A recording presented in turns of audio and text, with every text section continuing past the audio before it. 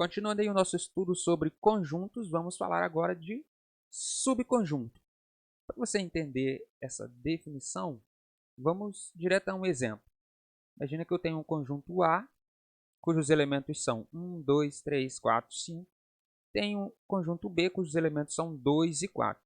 O que a gente observa aqui? Que cada elemento de B também é elemento de A.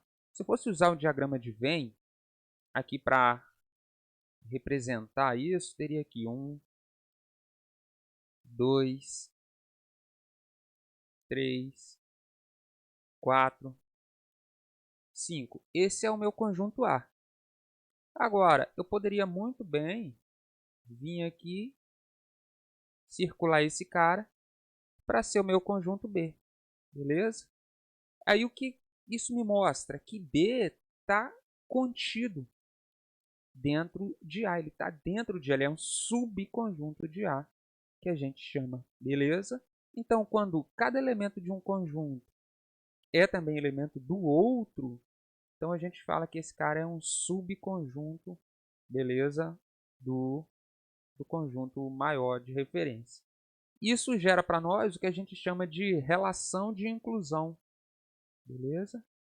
Então, naquele caso, B, aí tem esse C mais retinho aqui, tá? Está contido em A. Isso aqui a gente vai ler está contido. Para fins de representação, às vezes tem isso também, né?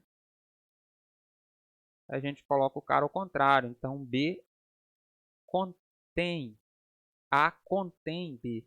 Beleza? Isso quer dizer que é um subconjunto, certo? Então, esses caras têm algumas propriedades. A primeira delas, qual é? É que ela é reflexiva. Como assim?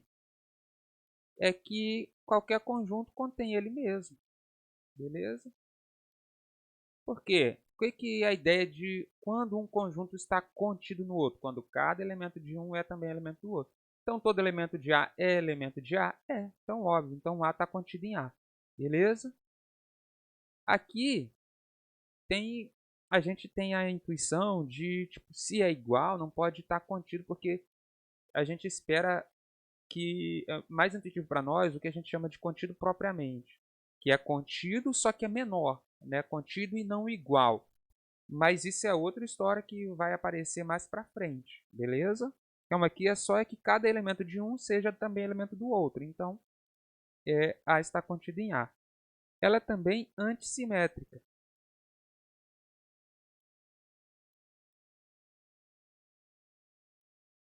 Aí a gente vai tendo alguns nomes assim, mas que vocês vão ver depois que no estudo de matemática esses nomes até têm um significado, tá?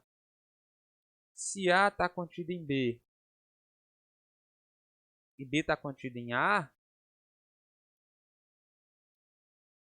então eu posso concluir que o A é igual a B. E se o A é igual a B, isso aqui também tem que acontecer. Eu vou deixar esse cara no asterisco porque eu vou falar dele separadamente no próximo vídeo, quando eu falar de igualdade de conjuntos. Tá? E a terceira é a transitividade. Transitiva, que passa de um para outro. Tá? Que é o quê? Se A está contido em B e B está contido em C, vou botar aqui um barrinha nesse caso só para diferenciar agora, tá? Então, qual é a conclusão? Que o A está contido em C. Beleza? É transitiva, passa de um para outro. Algumas observações.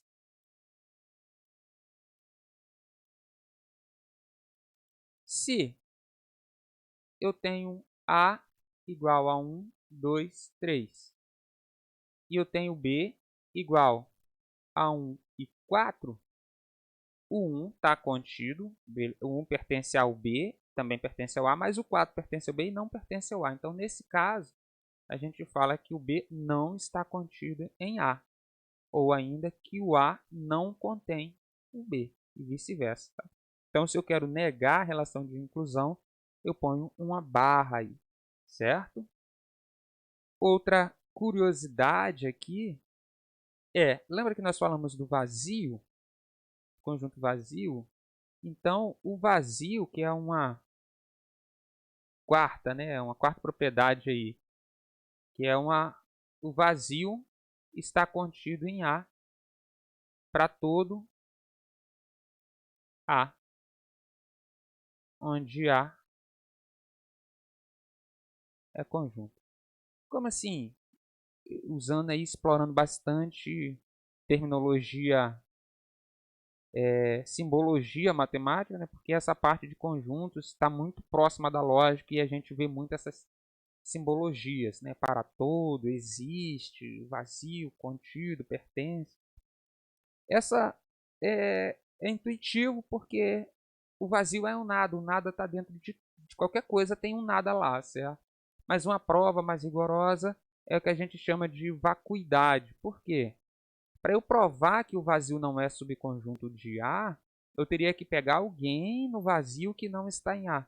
Mas eu nunca consigo pegar alguém no vazio, porque ele não tem ninguém. Então, por falta, né, de elemento aqui para comprovar que não está em A, acaba chegando a essa conclusão que o vazio tem que ser subconjunto de qualquer um, que é o que a gente chama de vacuidade, esse tipo de prova. Beleza? Então, para terminar, uma atenção aí.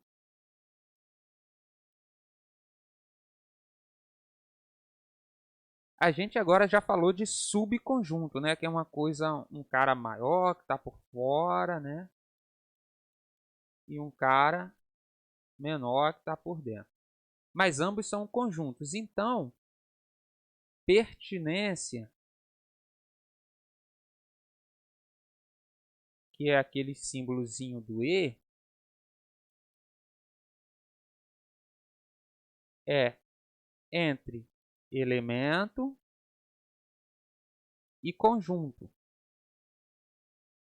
Beleza? Então, um elemento, aqui botar 1, 2, 3, 4. O 1 pertence a. O elemento 3 pertence a. Agora, inclusão ou continência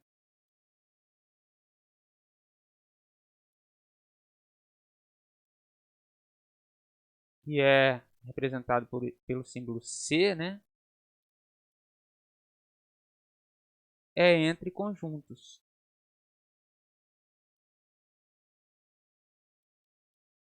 Então, aqui não faz sentido eu falar que 1 está contido em A. Bom, não faz sentido isso. Ou que o 3 está contido em A, porque eu estou falando de elemento para conjunto. Não faz sentido. E aqui o exemplo que eu posso fazer aqui é que o B está contido em A. O que não faz sentido aqui, eu falar que o B pertence a A, porque eu estou falando de conjunto para conjunto. Então, aqui não é relação de pertinência, é de continência, tá? Então, de inclusão. Então, a gente acaba um pouco ignorando essas terminologias e não sendo tão rigoroso na fala. E isso atrapalha o entendimento, porque fala, o 3 está contido. Se eu falar que está contido, eu já estou pensando que o 3 já é o próprio conjunto e não o elemento, porque a continência é específica para conjunto, assim como letra maiúscula é para conjunto, minúscula para elemento. Então, claro que dentro de um contexto onde você estabelece as regras do jogo, vamos concordar aqui, galera, que não vai fazer diferença e tal, dentro de uma sala de aula, por exemplo, o seu professor lá. Se fizer isso, ótimo. Mas, em geral, para uma conversa mais universal, tanto estadual, nacional e mundial, tá? Se convenciona, sim, toda literatura escrita assim, não que foi feita uma reunião lá de portas fechadas, se convencionou. Quando a gente fala convenção, não é isso. É que a pessoa primeiro escreveu a teoria, ela usou uma anotação. Quem escreveu algum artigo, alguma coisa depois, ela adota ou não, ou atualiza aquela anotação. Aí chega no livro didático, o livro didático também adota aquela anotação. E quando você vê, todo mundo usa a mesma coisa de modo que é comum, faz sentido, bom? E a leitura fica mais dinâmica, sem você precisar ficar se preocupando. O que é esse símbolozinho de E aí? Todo mundo já sabe que é de pertinência. Eu sei, de continência, de inclusão. Beleza? Então é isso. Por isso que a gente não pode aí abandonar a notação, que é uma coisa que a gente vai usar bastante nessa parte de teoria de conjuntos. Beleza? Apesar de ser no nível médio, nível bem superficial, mas é importante a gente se apegar a esses detalhes. Então, se ficar alguma dúvida, coloca aí embaixo nos comentários. Esse, apesar de um conteúdo bem específico, ainda assim ficou um pouco maior. Mas se você chegou até aqui, né, e gostou do conteúdo, deixa seu like. Se ainda não é inscrito, fica o convite, se inscrever, ativar as notificações, compartilhar aí o conteúdo, indicar sempre que possível. Beleza? No mais, agora é só praticar.